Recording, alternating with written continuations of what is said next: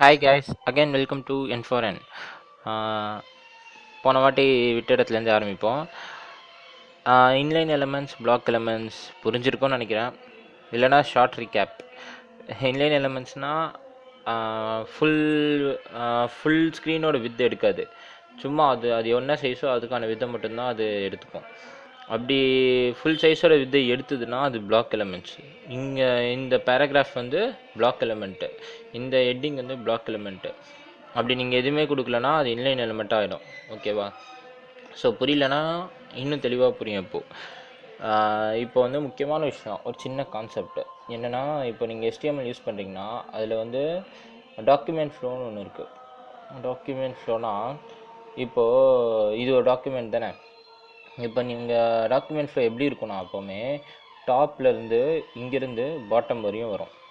இதுதான் ஃப்ளோ. அதாவது எப்போயுமே நீங்கள் ஒரு ரிவர் மாதிரி தான், மேலேருந்து தான் கீழே கொட்டும், கீழேருந்து மேலே கொட்டாது. ஸோ அதே மாதிரி தான் மேலேருந்து தான் கீழே வரும் டாக்குமெண்ட் ஃப்ளோ. எப்போவுமே மேலேருந்து கீழே வரோன்னா அது என்ன மீன் பண்ணுதுன்னா, இப்போ என்ன ஃபஸ்ட்டு நீங்கள் டைப் பண்ணுறீங்களோ H2 ஃபஸ்ட்டு போட்டிங்கன்னா அதுதான் மேலே வரும்.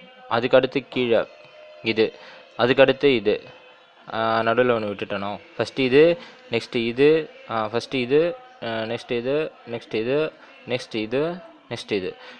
ஸோ இது தெரிஞ்ச மாதிரி இருந்தாலும் இது போக போக அவசியம். ஸோ நான் என்ன ஃப்ளோவில் சொன்னேனோ அதே ஃப்ளோவில் தான் இங்கே டிஸ்பிளே ஆக போகுது. ஸோ இது ஞாபகம் வச்சுக்கோங்க, டாக்குமெண்ட் ஃப்ளோன்றதை.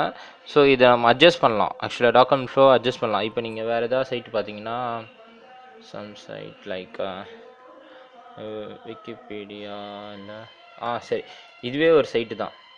இப்போ இதில் டாக்குமெண்ட் ஃப்ளோ பார்த்தீங்கன்னா இது இருக்குது, கீழே இது இருக்குது, சைடில் இது இருக்குது, அதுக்கு சைடில் இது இருக்குது. ஸோ இதில் டாக்குமெண்ட் ஸ்ட்ரக்சர் உங்களுக்கு வித்தியாசமாக தெரியும். ஏன்னா வந்து கீழே கீழே இல்லை, பக்கத்து பக்கத்தில் பேரலாகவும் அரேஞ்சாக இருக்குது. ஆனால் நம்ம டாக்குமெண்ட்டில் அப்படி கிடையாது, கீழே கீழே இருக்குது. ஸோ இது பேர் தான் டாக்குமெண்ட் ஸ்ட்ரக்சர். இதை நிறைய விதத்தில் ஆல்ட்ரு பண்ணலாம், அது இன்னும் போக போக ஈஸியாக இருக்கும். ஸோ நெக்ஸ்ட்டு H2 கொடுத்துருக்கேன், P கொடுத்துருக்கேன். ஸோ இன்னும் 2-3 டேக்ஸ் பார்ப்போம், ஈஸியான டேக்ஸ். சரி, இப்போ வந்து ஈஸியான டேக்ஸ் சொல்லும் போது சேவ் பண்ணிக்கலாம். எல்லாத்தையும் க்ளோஸ் பண்ணிட்டேன். Save, refresh. ஞாபகம் இருக்குன்னு நினைக்கிறேன். இப்போ எதுவுமே இல்லை, ஏன்னா நான் இங்கே எதுவுமே கொடுக்கல. டைட்டில் வந்து டைட்டில் கொடுக்கணும். ஓகே, ஃபேவரட் ஃபுட் கொடுப்போம், ஃபேவரட் ஃபுட்டு. ஸோ இப்போ நான் வந்து என்ன பண்ண போகிறேன், என் ஃபேவரட் ஃபுட்டை வந்து லிஸ்ட்டு போட போகிறேன். லிஸ்ட்டு போடுறதுக்கு HTML ஒரு டேக்கே இருக்குதுன்னு வச்சுக்கோங்களேன். அது பேர் லிஸ்ட்டு. அன்ஆர்டர் லிஸ்ட்டு, ஆர்டர் லிஸ்ட்டுன்னு 2 லிஸ்ட் டைப் இருக்குது. UL அப்படின்னா அன்ஆர்டர் லிஸ்ட்டு. ஓகேவா? உங்களுக்கு புரியும் ULனா என்ன, OLனா என்னென்ன. OLனா ஆர்டர் லிஸ்ட்டு, OL. ஓகே, இப்போ 2 லிஸ்ட்டு நான் க்ரியேட் பண்ணியிருக்கேன். இப்போ ULக்குள்ளே என்ன கொடுத்தாலும் அது அன்ஆர்டர் லிஸ்ட்டாக வரும், OLல என்ன கொடுத்தாலும் ஆர்டர் லிஸ்ட்டாக வரும். ஸோ அன்ஆர்டர் லிஸ்ட்டு, ஆர்டர் லிஸ்ட்னா என்ன? அன்ஆர்டர்னா அன்ஆர்டர்டாக அங்கே டிஸ்பிளே ஆகும். சும்மா கெஸ் பண்ணுங்களேன் எப்படி இருக்குன்ட்டு. இது உள்ளே வந்து UL கீழே, UL உள்ள, அதாவது UL உள்ள நான் என்ன கொடுக்க போகிறேன்னா லிஸ்ட் எலமெண்ட்ஸு. அதை லிஸ்ட் எலமெண்ட்ஸ்னால் நம்ம என்னென்ன லிஸ்ட் பண்ண போகிறோன்ட்டு. எனக்கு பிடிச்ச ஃபுட்ஸ் என்னென்ன ஜஸ்ட்டு கொடுக்க வேண்டியது தான். தோசை, இட்லி, பூரி, சப்பாத்தி. சும்மா ஜஸ்ட்டு கொடுக்க வேண்டியது தான். ஸோ இது வந்து இதுதான் லிஸ்ட்டில். ஸோ இந்த லிஸ்ட்டெல்லாம் நம்ம என்னத்தில் கொடுக்கணுன்னா எல்லைன்ற டேக்கில் கொடுக்கணும். எல்ஐ டேக் உள்ளே தான் தோசை இருக்கணும், எல்ஐ டேக் உள்ளே தான் இட்லி இருக்கணும். ஓகேவா? அதே தாங்க. இப்போ இதை காப்பி பண்ணிவிட்டேன், பேஸ்ட். இப்போ தோசையில் வந்து இட்லி மாற்றிடுவோம். இட்லி, பூரி, சப்பாத்தி. ஓகேவா? இப்போ அதை அப்படியே காப்பி பண்ணி இது வந்து அன்ஆர்டர் லிஸ்ட்டில் இருக்குது. இப்போ இது வந்து ஆர்டர் லிஸ்ட்டில் இருக்குது. இப்போ வந்து இதை சேவ் பண்ணிடலாம். 2 லிஸ்ட்டு இப்போ ஃபார்ம் ஆகும். நீங்கள் பார்த்தீங்கன்னா இப்போ 2 லிஸ்ட் வரும். ஒன்று வந்து அன்ஆர்டர் லிஸ்ட், ஒன்று வந்து ஆர்டர் லிஸ்ட்டு. சும்மா கெஸ் பண்ணி வச்சுருப்பீங்க, அது எப்படி டிஸ்பிளே ஆகுதுன்னு பார்க்கலாம். ஓகே, வந்துருச்சு. அன்ஆர்டர்ட் லிஸ்ட்டில் உங்கள் கெஸ் கரெக்டாக இருக்கும்னு நான் எக்ஸ்பெக்ட் பண்ணுறேன். ஏன்னா ஜஸ்ட் டாட் இருக்குது, அதாவது ஒரு புல்லட் இருக்குது.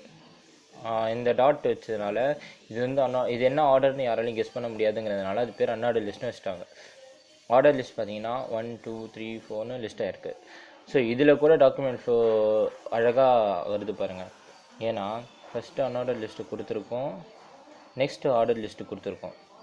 ஸோ ஃபஸ்ட்டு அன்ஆர்டர் லிஸ்ட் தான் வரும், அன்ஆர்டர் லிஸ்ட் வரும், நெக்ஸ்ட் ஆர்டர் லிஸ்ட் வரும். அன்ஆர்டர் லிஸ்ட்னா புல்லட்ஸு, ஆர்டர் லிஸ்ட்னா 1 2 3 4, அவ்வளோதாங்க. இதுதான் லிஸ்ட்டு. நெக்ஸ்ட்டு டைம் இருக்குதுன்னு நினைக்கிறேன். என்னன்னு பார்க்கலாமா? இமேஜ் பார்ப்போமா? இமேஜ் டேக் ஈஸி தான், ஐஎம்ஜி, அவ்வளோதான். இமேஜோட ஷார்ட் ஃபார்ம் ஐஎம்ஜி, அது ஒரு இதை போட்டுக்கோங்க, இமேஜ். ஓகே, இதில் வந்து இப்போ டேக் சொன்னால இமேஜில் ஒரு சின்ன ஒரு இது இருக்குது. இமேஜ் உள்ளேயே எஸ்ஆர்சி சோர்ஸு, அதாவது இது வந்து டேகு, இது பேர் அட்ரிபியூட்னு சொல்லுவாங்க. சோர்ஸ் வந்து அட்ரிபியூட். ஸோ இதுக்கெல்லாம் நிறைய அட்ரிபியூட்ஸ் இருக்குது, நான் இனிமேல் வரும். ஓகேவா? ஈஸி தான் எல்லாம். இமேஜ் சோர்ஸ் ஈக்குவல் டு, அதாவது இமேஜ் சொன்னால் போதாது, சோர்ஸ் எங்கே இருக்குன்னா நம்ம காட்டணும். ஓகே, இப்போ வந்து சோர்ஸ் உள்ள வந்து நம்ம என்ன சோர்ஸ்னால் கொடுக்கலாம். நான் ஒரு இமேஜை யூஸ் பண்ண போகிறேன். ஏதாவது ஒரு இமேஜ் ஒன்று. வெயிட்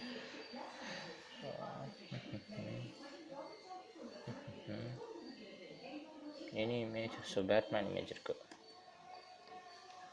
இதை காப்பி பண்ணி, ஏதாவது ஒரு இமேஜை காப்பி பண்ணி உங்கள் ஃபோல்டரில் வச்சுக்கோங்க, ஈஸியாக இருக்கும் நமக்கு காட்ட.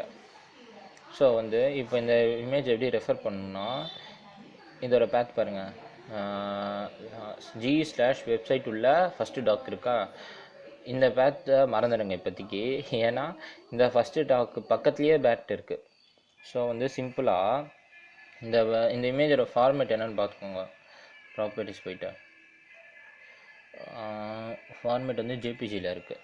ஸோ சிம்பிளாக, ஏன்னா இது ரெண்டும் ஒரே இடத்துல இருக்கிறதுனால, பக்கத்தில் இருக்கிறதுனால ஸ்ட்ரெயிட்டாக வந்து bat.jpg, அவ்வளோதாங்க.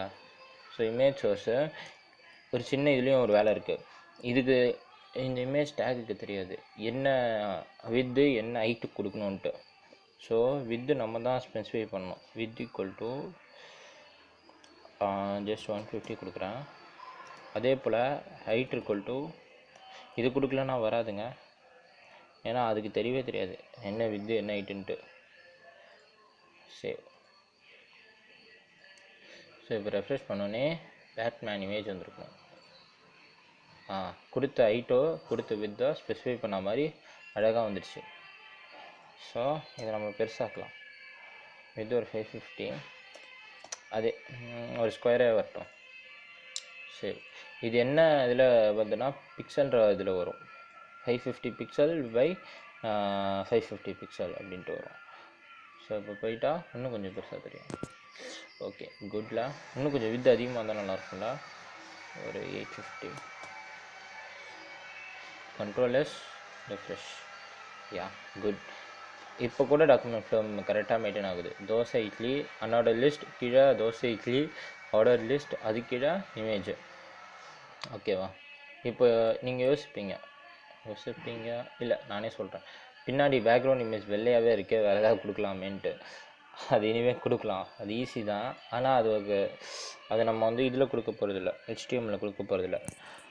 அதுக்கு நான் வேறு ஃபார்மேட் ஒன்று இன்ட்ரடியூஸ் பண்ணுறேன். ஓகேவா? சரி, ஓகே, அவ்வளோதான் நினைக்கிறேன். வேறு டைம் இல்லைன்னு நினைக்கிறேன், 10 நிமிஷம் தான் போடுவேன். சரி, ஓகே, அடுத்த வீடியோவில் மீட் பண்ணலாம். Thank you, bye. உங்களுக்கு பிடிக்கும்னு நினைக்கிறேன். பிடிக்கலனா ஏதாவது கமெண்ட் பண்ணுங்கள். ஓகேவா? Bye, thanks.